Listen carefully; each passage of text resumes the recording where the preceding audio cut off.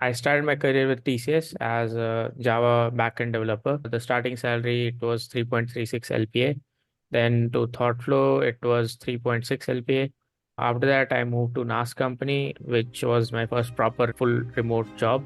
Here, my starting compensation was around 2K USD a month, so around like 17.5K. And then I took another break and moved to Hino, which is my current job. So here, my latest compensation is around 4,600 a month, USD a month. Today, I am thrilled to have Shubhashish Verma with us. Shubhashish has had a storied career. He started his professional career more than 5 years ago working at TCS and is now working as a senior software engineer at Hino, where he's working with US based startups in a remote capacity. Welcome to the show, Shubhashish. Nice to be here. Can you start by quickly telling us about the different companies you worked at and the salary ranges that you were at with them, starting from TCS all the way to Hino right now? Right. So I started my career with TCS as a Java backend developer. The starting salary it was 3.36 LPA. Then to ThoughtFlow it was 3.6 LPA. After that, I moved to NAS company, which was my first proper remote full remote job. Here, my starting compensation was around 2K USD a month, so around like 17.5K. And then I took another break and moved to Hino, which is my current job. So here, my latest compensation is around 4,600 a month, USD a month. So yeah, that's the journey been so far. This is epic. Like, this is unbelievable because it's like very difficult to move into these really high paying jobs. So that is why I'm really excited about this interview and to discuss your story and the lessons that you can bring to the listeners by sharing your stories. So Sure. tell us a little bit about your work right now at Hino. What are you working on? What's your tech stack? Right. So currently, my work is mostly of an individual contributor. So I'm working here as a senior software engineer. The tech stack which I'm working for currently on, like mainly on the backend side, it's Fast API, Python framework. And in terms of database, we are primarily using PostgreSQL. And for cloud, we are using AWS and Docker for deployment, CI/CD. We are using GitHub Actions for CI/CD as well. So yeah, this is primarily the tech stack for the backend, and for the front end team, they're using React with TypeScript. So yeah, that's the current tech stack. Hmm, interesting. And what's so you're working here with other like Hino connects you with other startups, right? Yeah. So Yeah. it's like similar to Turing and Arc and other platforms where they vet remote developers, and once you are in the community of like-minded people, you'll get matched with opportunities relevant to your profile. And so I was matched with a US healthcare startup, which is a Series A startup called Photo Health. So I'm currently contracted to them working as a backend engineer. So what is that like? So like how is the arrangement with the team? Like, do you feel like you're part of that startup, or are you just working as a independent contractor and you're just getting on one call per day and you're mostly working on your own? What is that? So it's not really that independent. I would say it kind of depends on the multitude of product projects which I'm working on. So some of the projects, because I'm relatively new compared to the rest of the development team there, it involves a lot of communication apart from the daily stand-up calls. So and the good thing is that they have a position team in India. So I'm not supposed to overlap entirely for the US working hours. Like, except for the stand ups, I can work usually in my Indian standard time. And the other developers, like, even if it's the US team, I'm mostly just interacting with them in terms of new requirement gathering analysis and all. But once I have what I need, I can work on my own flexible hours. So it's like it's very similar to like working as a full time with that company Forta. The only thing is Mhm. that it's more like I'm not as involved with Hino, I would say, compared to Forta. So it's like Hino is just managing the payroll and doing the middleware stuff, but it's more like a full time role, but on a contract basis. So that's the Mhm. experience right now. So your team you said that you're working with a team in the Indian hours and they're based out of India. So Yeah. that is like the developer team at Quota is based out of people, other developers like you working remotely from India. Is that right? So right now the thing is majority of the other team members are from the same location, Hyderabad. So they have like a co-working space. I think we work. So they are working out Hmm. of there. But it's flexible, and then the rest of the developers are from the US. So again, spread into different time zones in US itself. Nice. And Also, like your yes. company, do they have like junior developers since you're working remotely, right? Like junior developers tend to need more help during, like they tend to get stuck more often. So there's a mix of mid-level, senior, and junior developers out there. So in that scenario, yeah, like if let's say they are usually getting stuck on anything, then usually they reach out and we communicate async on Teams, and then we get on call whenever we really have like an urgency of a situation, or try to resolve it as soon as possible. Is this the entirety of the developer team, or there are other developers who are based out of the US also? No, so there are other developers both on the back end and the front end who are based out of US, and the back end team lead is also based out of US. So usually whenever a new task is about to be like planned for the next sprint or something, like we'll get on a weekly back end call, and then also like the daily stand-ups, we get to know what's happening.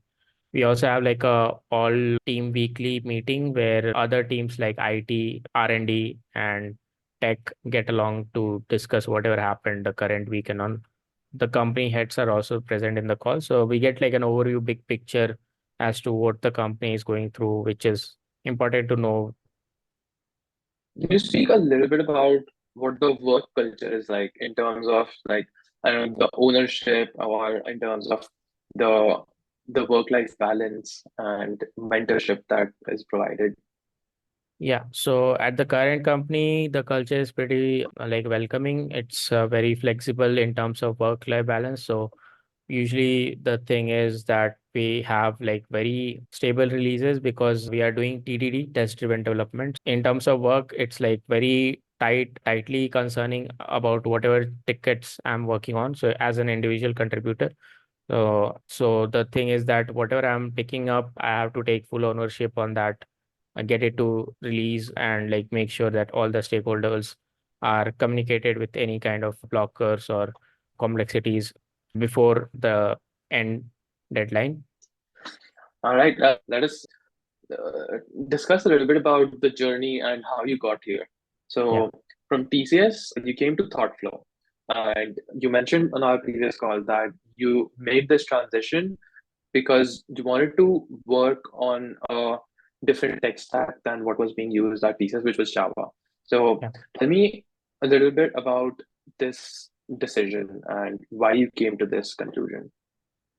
Yeah. So basically, I liked the development part of coding and programming in general compared to the CP or say side of things from college. So I used to keep myself updated with the latest trends and tech stacks which are in demand. So that way I came to know that the MERN stack was very popular back then. And I did some courses, did some projects, and I felt like myself gravitating more towards that tech stack compared to whatever I was working currently on, like Spring Boot and Maven. So I started applying to like jobs on LinkedIn and other regular commonly known job platforms. And one of the startups which got me the opportunity to interview with was ThoughtFlow. Hmm. Nice. And then, so you were working at this tech stack. What was your process for teaching yourself? So back then, not a lot of free sources were there on YouTube. So I used to rely on Udemy. So I had like couple of courses bought which were like on discounts whenever there was a discount sale or ongoing. So I had couple of courses ongoing from there. And then also there were some of the minor project ideas, not the project walkthroughs, but the ideas and all on YouTube, which I would take up and try to do it on my own. Plus, like whatever interviews I was applying at with companies, most of them had this take home assignment. So, and each of the assignment had something new which I hadn't implemented previously, like for example working with WebSockets or server sent events and all of those things. So that was a good learning experience as well. Mhm. Like this. And so you came from TCS to ThoughtFlow. You worked here on building the product for a founder, and that was you working solo on this project, right? Yeah, so actually it was both of us working. So my role here was of a full stack developer. Although the tech stack was relied on JavaScript, but the actual frameworks were different from what I had learned. So I had this 3 month internship period where I was working on a prototype app and also upskilling myself on the new specific framework which was used in this particular job. For example, on the front end, I had learned React, but here it was Angular. And on the back end, it was Loopback, which is like a backend as a service framework on top of Node.js. So there were some slight differences, but like it was like since it was familiar tech stack in terms of language and all, it was easier to catch on with respect to my back than whatever I had the previous knowledge. So that's how Hmm. it went.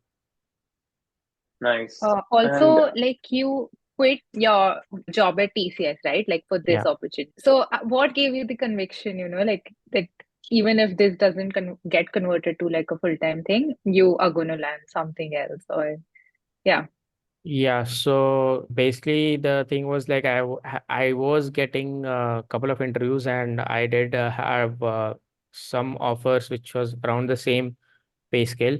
So although those were startups or some of them were service-based companies, I felt like even if I quit, I can get something of the similar pay scale, worst case scenario. So that helped me to take that liberty and try to apply to other companies. And so what I did was I put in my notice and I was like applying actively rather than passively.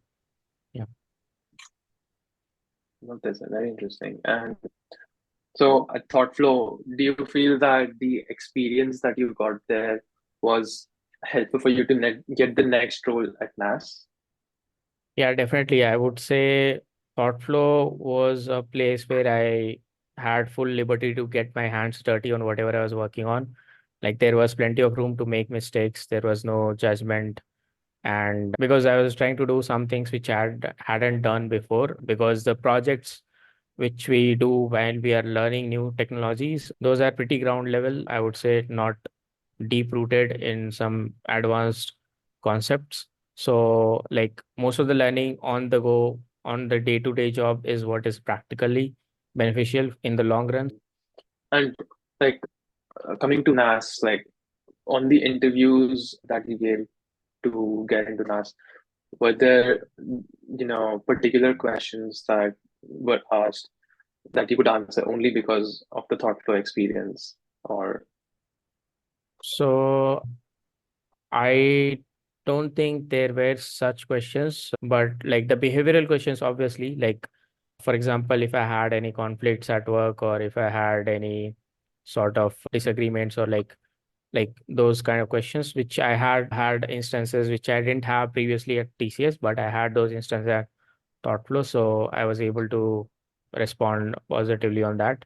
But in terms of technical questions asked in the NAS interview, it was more like a standard interview. Like it would consist of a DSA round, which was an online round, and then we had like a take-home assignment, which was parking lot server, which I was told to design. The tech stack was the same, Node.js, Express, and MongoDB. Actually, there was no restriction on tech stack, so I was at my own liberty to choose whatever tech stack I was most comfortable in. So I chose this tech stack which I had previously learned and mastered. So after that was done, the next round was on system design. So, but luckily to prepare for this role, I mean, not particularly this role, but to prepare for the next set of interviews, what I did was I did join a bootcamp cohort by Programming Pathshala. It was a live 6 month tenure program aimed to upskill in DSA and system design. I would say that pretty much helped prepare for the interviews and understanding like what kind of questions which can be asked and like how to properly get comfortable in the scenario where you can be asked a new question or something which is not familiar. So I think those things really helped me out. How did you come up with the idea of joining a boot camp in the first place? You already had professional working experience, and Yeah. you could have probably landed another job in the same pay scale with that experience. So, yeah, what made you decide to join the boot camp? Yeah, so this was like a familiar thing. One of my school friends who was also in the same college I was at, he had taken a scalar course and he got a better job from that. And I was watching his interview on Facebook, and the interviewer was then instructor at Programming Pathshala, which I saw an ad few days later, or I guess a month or two later. So I thought that I think that if he can do it, then I can also do it. So it's worth giving it a try because personally, I was not very well versed with, like, I would say, consolidated structure of preparing for interviews. Plus, I didn't have like this exposure in college to creative programming or like DSA in general. Like I used to do it very rarely. Like I attempted like one or two contests on CodeChef and all, more interested towards development. But I realized that this is something which is non-negotiable whenever it comes to good technical interviews. So decided to upskill on these things. Yeah.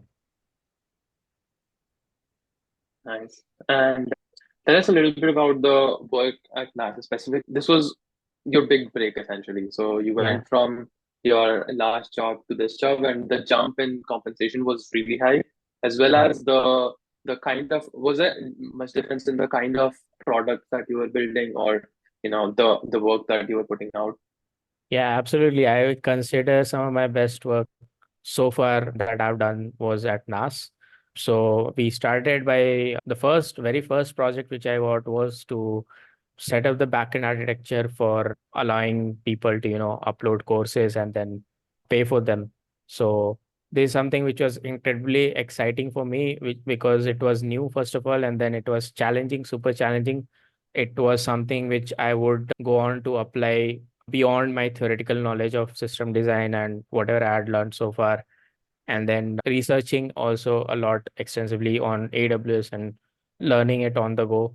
So I was responsible for setting up that architecture and the pipeline for video on demand. So after that, we released that feature, and that really helped us get a lot of people on board on the platform who would go on to watch courses on content creation and any other unconventional topic and get certificates, get graduated, post on LinkedIn. So that was like a source of instant gratification for me, that whatever I've done, put out there, is actively being used by people and users all around the world. And that really motivated me to keep on going forward with the next set of projects which I was working on with them. So also, and the other team members were very diverse from different backgrounds all across the world. So we had a developer from Siberia, we had people from Philippines, uh, and Singapore, Dubai, and all around. So it was really, and most of them were senior, pretty experienced, who had already worked in bigger tech companies. So I got a lot of constructive criticism as a beginner there, which I hadn't gotten before at ThoughtFlow or TCS.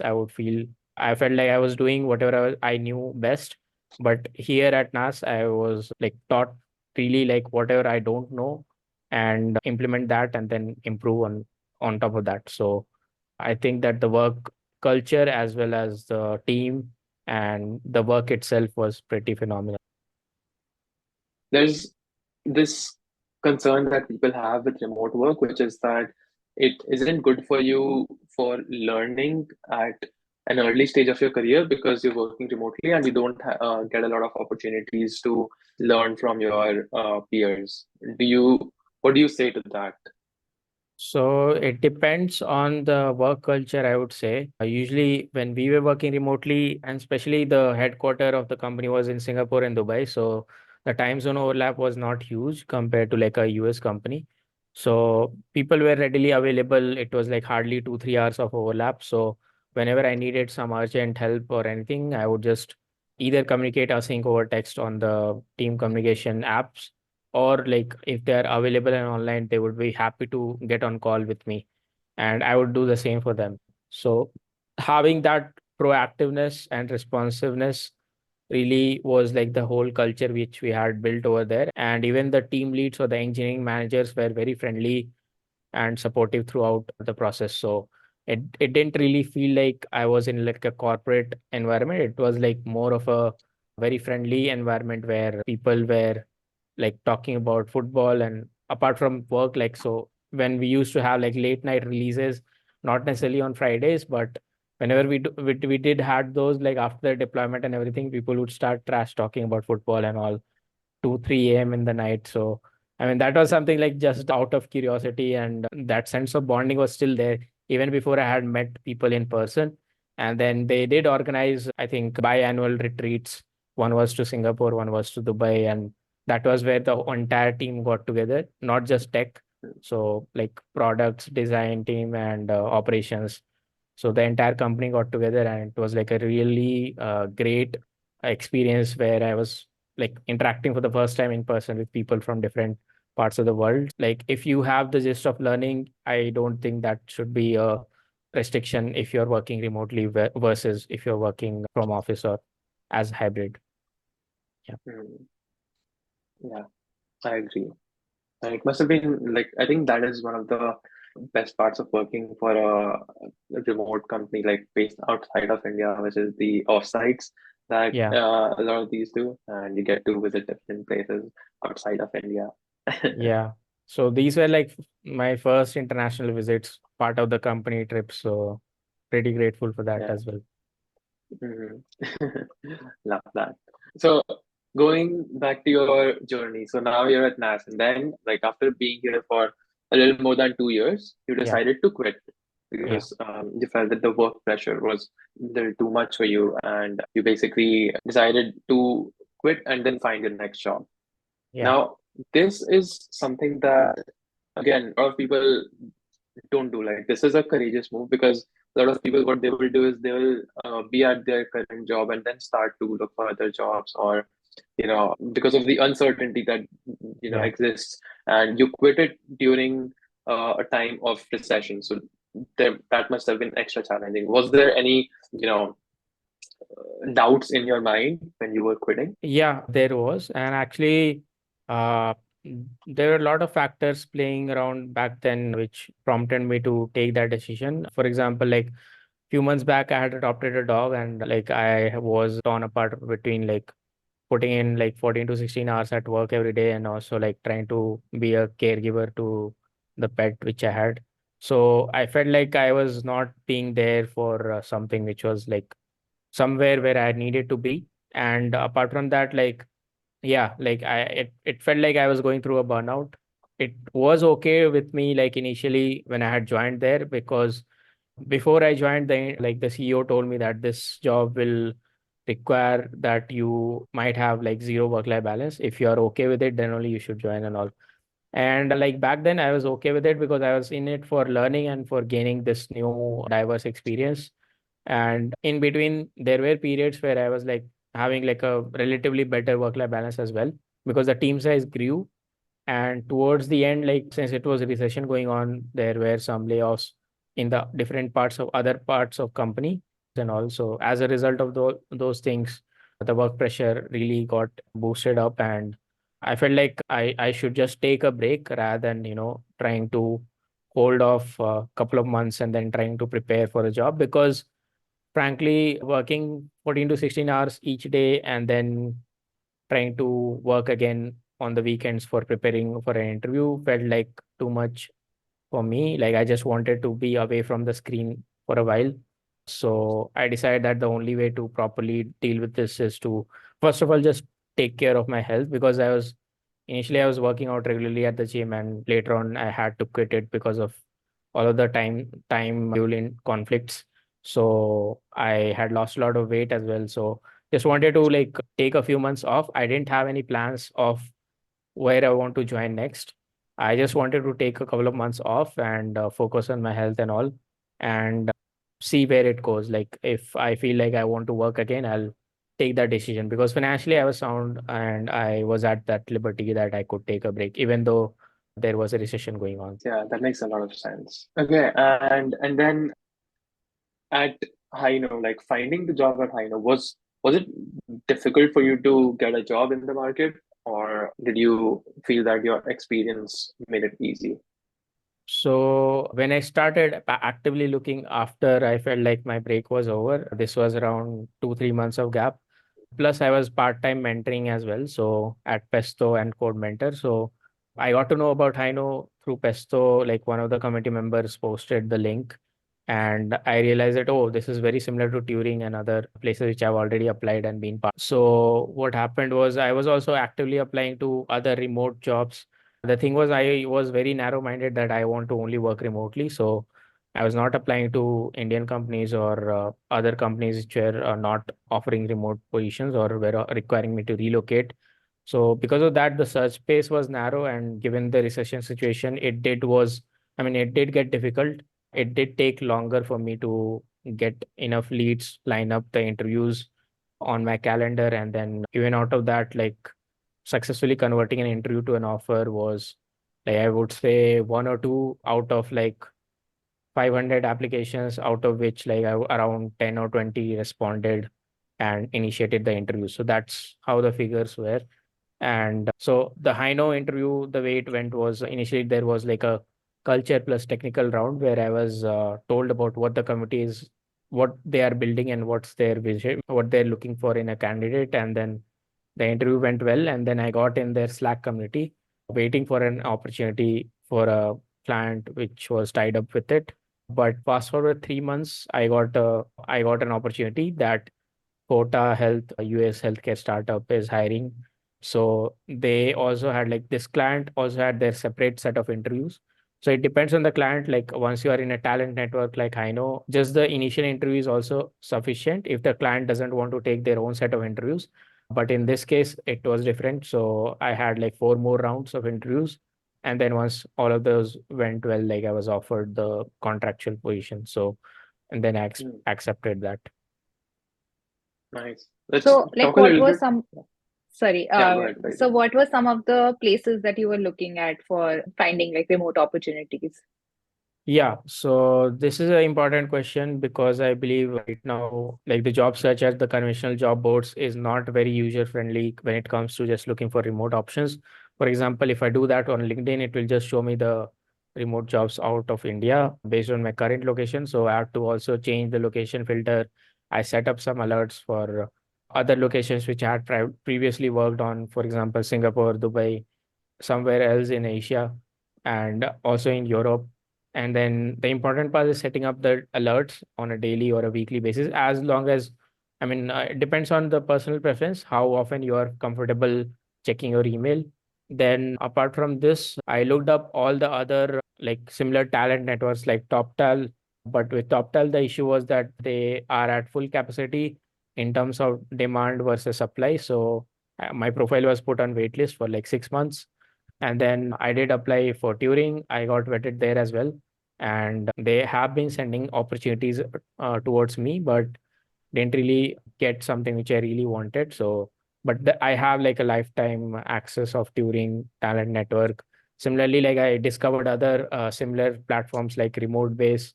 There's other websites like Remotive, remoteok.com, and we work remotely. Then work at a startup by Y Combinator. And then we have Hacker News, who's hiring newsletters which get generated every month. So these are some of the places where I was able to get some conversions in terms of companies responding to me. And obviously, one thing last but not the least, like Wellfound, which was formerly known as AngelList. So most of the early stage startups and some of the seed or Series A funded startups are there as well. So depending on the company profile, if as well as the job description, as suited it fit, I applied accordingly. So yeah, these were mainly the places which I was looking for remote roles. So, like all these places, like Turing, TopTal, I know, like you have to give like a set of like interviews or like tests to Yeah. clear, and then they vet you, right? So, like, how difficult is it to get into these programs, and like, do you need like separate preparation for this, or like, do you need referrals to get into them? Like, how easy or difficult it is? So the thing with referrals is tricky because for the talent networks, usually the main process they take candidates in is through their own vetting process. But with Hino, there is a referral option. So I did refer a few of my colleagues from who had left NAS as well. So that option was there. And in terms of preparation for these interviews, I would say some bare minimum preparation is still needed in terms of DSA and system design. So I would say like if someone is actively doing it for like 1 to 3 months, I think that should be sufficient because the level of difficulty I would say is it's mixed. For Turing, I would say it was easy to medium lead code difficulty problems for the online coding round, plus the tech stack related MCQ quizzes.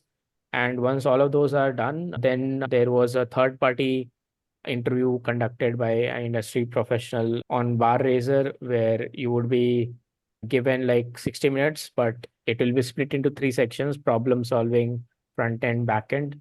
Problem solving is where 20 minutes, so 20 minutes time to each, and it will be like a easy to medium lead code difficulty question. Then you have online live coding short problem for front end and similar problem for back end, similar to like how HackerRank has some tests for full stack online assessments. So similar format. And then, but for Hino, the first technical interview, I was asked like a DB problem, which was a lead code hard problem. So it can get mixed. Some of the people who I referred, they only got asked like a medium level difficulty problem. So sometimes it can get random, but like uh, if you have been preparing for at least 3 months actively in DSA and system design, I would say that that level is enough. Doesn't matter how many questions you are solving, but more on the coding patterns, how many you are like, how diverse is your, what are problems which you have solved so far, and like, are you able to think differently when it comes to a new problem and all. So that's what usually helps out in these kind of interviews. Got it. And how effective are these talent networks? Like, do they just send you job leads, or do they actually help you get the job also? Because you had to basically do 4 rounds of interview even after you were sent the job through Hino. Yeah. Yeah. So similarly, like I got a Bonstack job recommendation from Turing, and there it was like one online interview, but still, what happened was the client went ahead with some other candidate. So it can happen that it doesn't really guarantee you a job, but it does guarantee you that community access where you have like-minded people who are also working remotely from India. So even if, let's say, you want to just get a referral from someone who is already working at some other remote company which you want to work at, you can just reach out to them directly, DM them, instead of relying on solely on Hino for the next opportunity. And the other thing is that the client interviews, it's dependent on the client. So some of the clients would just directly take in the candidates because they know that they are vetted by the talent networks. But some of them, they do prefer to still filter out on their own set of interviews. So it kind of depends on company to company. But usually, like I would say, the main effective criteria here is the access to that network of community, which otherwise is difficult to find from scratch if I just go on looking up people on LinkedIn who are working remotely from India at the companies which I want to work at next. So being part of these kind of talent committees is obviously like a safe option, because if, let's say, future there is a recession again and like you're not getting any interviews or calls back, then you at least have this option where you can rely on the community to help you out in case of in such scenarios. So, and this is like a lifetime thing. So once you are in, you're in. So it's like you are free to take up a full-time job outside of the community, and you can choose whenever you want to come back to the community and then get an opportunity recommended through it. So it's like a win-win situation. Makes a lot of sense. Yeah, this is nice. And one final question about the talent networks. How many years of experience do you need to have in order to get into some of these talent networks? Okay, so I would say that they prefer experienced folks, but there are few other websites like arc.dev and then crossover and all where you the experience doesn't really matter. Like even a fresher can apply. But the application process I've heard like and from my personal experience for especially for crossover and all, it's a bit ridiculous because the first prelim selection is based on a CSAT test, which is an aptitude based test where you have to attempt like 50 problems in 15 minutes, and you have to be beyond 85th or 95th percentile of the whole applicants to be able to just go to the next stage, no matter what role you apply to. So But there are other networks like this, like Andela, and then there are like there's one for which is called works.so, which is headquartered in Singapore. And then one which I had mentioned before in this interview was remote based, which is headquartered in Pakistan.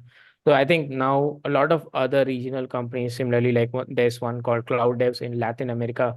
But all of these were unknown and are pretty invisible to the general public unless they do like a proper Google search. So they're just one of the ways of landing a remote job, not just the only way. Like there are other YouTubers suggesting other ways of getting a remote jobs, like open source contributions, and then just looking for jobs on Twitter and all, which also work fairly. But I would say like the talent network is like a one good flexible option to have, apart from the other ways you are looking for a job. Right. That Yeah. makes sense. All right, let's move on to the next segment of our interview, which is advice section, where we'll be asking Yeah. you questions that the listeners over here might be thinking of. So the first question is, if you were starting out today as a fresher, or maybe like with 1 or 2 years of experience, and today we have a very brutal job market, what would you Yeah. do? Yeah. So today I know that, I mean, when I had started out back 5 years back, the only niche was mostly web development, which was like actually in demand. But nowadays I know that there are other factions and niches where you can get jobs like blockchain, Web3, and then AI, ML, data engineering. So there are multiple career paths, just like it's not just that it's only web development, which is the only way to go forward. So if I were starting out now, I would just try to experiment like tutorials, projects, courses, and see where my interests lie more, and then pick the right path forward and like try to look for jobs in that particular niche. Because when you're starting out, I would say having bit of both helps, because being generalist in terms of like having some DSA knowledge and some system design knowledge and some development projects, which is something very common, that should be there as well. Apart from that, like something which like not everybody is doing. So for example, if your interest is in blockchain, then make sure that you are doing some really good projects in blockchain, and you have made some open source contributions, or like any you made some bug fixes for like a open source company or something. Maybe you were using an app and you figured out a bug and you solved it for that company and all. So these are some small things, but it can go big ways in the long run. So I would say knowing what all options we have right now in the market, and then the demand, and then the supply, because right now the software engineering in general and web development in general, there are a lot of people who are doing it. So it's relatively easier to land a job in something which is more niche. Obviously, if you're sticking to web development, that's also good. But just make sure that you are really doing a phenomenal job in like whatever projects you are showcasing in the resume. And also, I would say experimenting a lot while you are in college, because that's the right time to do these things, and then knowing what's best for you forward, and then like proceeding down that line should be like that's what I would do if I had to start now. Good advice. Yeah. So you would try to pick a niche. To Yeah. summarize, you would try to pick a niche and see if there's any particular niche like blockchain or AI or something like that you can get into. And if Yeah. not, then you would build a very solid like portfolio of web development projects. Yeah. One more thing I would like to add here is like if you are going for a particular niche, I would say is that since nowadays things like TopMate and all are there, so for college students, they have like very easy access to mentorship. So if you know what you're going with in forward direction, then it's always best to also talk to some industry professionals who are already 2 3 years down the line in the same path, to understand is it really something which you want to pursue. Because while learning the basics, that's one perspective, and then what is something which you'll be doing on day-to-day job 2 3 years down the line is something which is a different perspective. So you need to make sure that both of them are aligning with whatever is your perception and aim. So seeking a mentor which is relatively easier these days compared to like back then, I would say is something which is again a good thing to do. Yeah, this advice. Yeah, being a Yeah. mentor is. I think that is definitely one of the very high value things one can do early on in their Yeah. careers. And if you could go back in time and give some advice to your old self to make your career progress. I don't think I would change anything. Like I am like, because this whole journey itself was like a learning experience for me. So okay, let's say if I knew what were the shortcomings which could have happened or which could have been avoided, I would say if I went back in time, I would first of all be a bit more picky in terms of whatever companies which I'm applying to. And I would like basically, whenever there's a behavioral interview, it's like a two-way street rather than like a one-way street. So it's not just the company assessing you as a actual potential candidate, but you also assessing the company as a potential company, whether the company would be a right fit or not for you. And I think freshers these days, what mistake they do is like they just focus on upskilling or like, in search of a better job, they just want to probably get something which is better, but they don't really care about the work culture or like the company culture a lot, especially in India. So I would say is that is something if people are also bit more focused on in terms of assessing like what are the questions which I can ask the interviewers, because in at the end of every interview the interviewer asks the candidate like what questions do you have for me, and most of the people what they do is they say no and then they skip that section. But that's something which is something like a self reflection. After a bit of self reflection you would know like what are the questions which you should have asked, and the next interview you go to you should ask those questions to really understand that whether this company will be like a good learning place for me and will it really add up and upskill my career in the long run or not. Then I would say that would have reduced the time which was spent in like applying excessively in a lot of companies. But now that I know what companies to apply for, what companies to not apply for, I would say more time that I would have saved would be spent on preparation and upskilling and like updating the resume. And also I would say that would have made the job search more efficient, and then knowing like what are the good portals, job portals, because those keep on changing with time. So it's not like one site like Naukri is going to be the best site for forever. So these trends and things keep on changing. So sticking to the Google search as like the primitive way and then going deeper wherever it takes you. So that should be like the process whenever you're looking for jobs. So that it's like you're not narrow focused on like one specific platform or like a subset of platforms, but you're going very broadly and then you're diving deep into whatever possibilities are there. Like don't leave anything, like don't self reject. I would say that is another advice that I would give myself, because usually what happened was, for example, I did apply to companies and opportunities where the minimum experience was more than what I had at that time. But initially I didn't know whether I would get shortlisted for the interview or not. But applying through blindly and then like getting some calls led me to realize that okay, it's not really a restriction, but it depends whether the profile gets through or not. So self rejection is something which we should avoid, and we should just try to, if the description matches your skill set and if the company profile suits your potential company to work at, I would say just hit apply, don't overthink it. And like because anything could happen. So that's how like I Mm. came to know about NAS, and like it was like a game changer for me. Yeah. And final question for the interview, Subhashish. So Yeah. people generally feel limited by the college that they went to or Yeah. by the first job that they had out of college. And that's when they start thinking that programming isn't for me, or I need to go to a different career. And they're thinking, okay, now I need to get a master's degree in order to move up the ladder.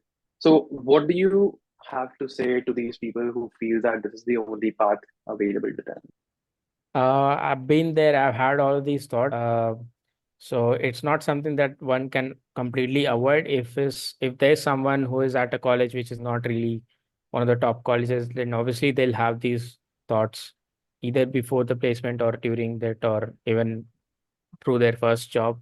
But the thing is, like, it's not something which is the end of the world there. So even if, like, the worst that can happen is that you might end up without a job after college, but still you have time, you have the resources available now, which is a lot of resources are now free, more widely available compared to like 5 years back down the line in the past. So I would say that not losing hope and like giving your best, like trying to make sure that whatever you're doing, there will be like being patient is some of the key things, because what usually happens is that even if someone is preparing, usually what one of the misconceptions which I have come across while mentoring other freshers is that they believe in the idea of preparing first and then start applying. But I always tell them that you should do both simultaneously, because it's never the case that you will feel like, okay, I'm not ready right now, I'll be ready 3 months from now. It's like more of a continuous thing, continuous learning. So even if you get rejected, and don't be afraid of rejections, like the more you apply, the more rejections will come, and that's okay, because you'll get something which you would have done, which would have led to a different outcome. So it's still like a learning experience. So, and then that actually works out in the long run. So the next set of interviews which you'll give, you'll be making sure that you don't repeat the previous mistake and all. So that helps a lot. And I would say it's also like comes down to a lot of personal factors like family conditions, responsibilities, and all. So that adds some additional pressure on top of the like the generic circumstances which everybody is in. Because if someone is like in their comfort zone, they might not be that motivated to get out of it. But if someone is really like pressured, and they have like this sense of responsibility that okay, they have to do something better and bigger, then they will try to work towards that no matter what. And then I would say like that is something which is, even if the circumstances are not giving you or making your surroundings unbearable, like you should still strive forward to see what's beyond the comfort zone, like with like an explorer's mindset, like what if I go beyond this, like what's out there. I think just that mindset will help everybody, even if someone is who is like pretty chill and comfortable in the current situation, to think out of the box and like, or like get something better sooner or later. So yeah. I love this mindset. Actually, this gives me another question to ask. So, how are you exploring something outside of your current role, or like you're pretty comfortable right now at this moment, I assume. So, like, what is the next step for you? So I would say like I sooner I'll start applying or like preparing again, because my it's like a contractual role. So even though it will get extended, but just to be prepared for the worst case scenario. So we basically, now I have like a self-study plan, like okay, like what's the 3 month plan which I have, which will help me brush up on my DSA and system design skills. And also sometime I'll dedicate to updating my resume again, adding some new relevant projects, because usually what happens is that after college people do the projects, they update the resume, and then the only thing that gets updated in the resume is the job experience, but the projects stay the same. But that is basically telling the interviewer that, oh, you haven't done something outside of the day-to-day work or did something new. So I would say updating the projects is also equally as important as you are updating your work experience with time, because both showcase that whenever you are out in the market, you should be up to date with whatever is going on in the recent tech trends. So having like the most recent projects, for example, let's say even in web development now, there are a lot of apps which are using AI and chat GPT APIs. So what did I build which is based on that knowledge? And I think that if you showcase a project based on that, that will like put you over an edge compared to like other generic web development projects which are just full stack developments. So I think that's what I would do even the next time I have to do a job switch. Love this. Okay, Peggy, do you have any final questions? No, I think I'm good. All right, perfect. So on this note, let us end this interview. It was such a pleasure to have you here, Shubhashish. Thank you so much for sharing your journey with us and being so candid with all the advice and all the resources that you shared on this call. This will be really, really helpful for the listeners.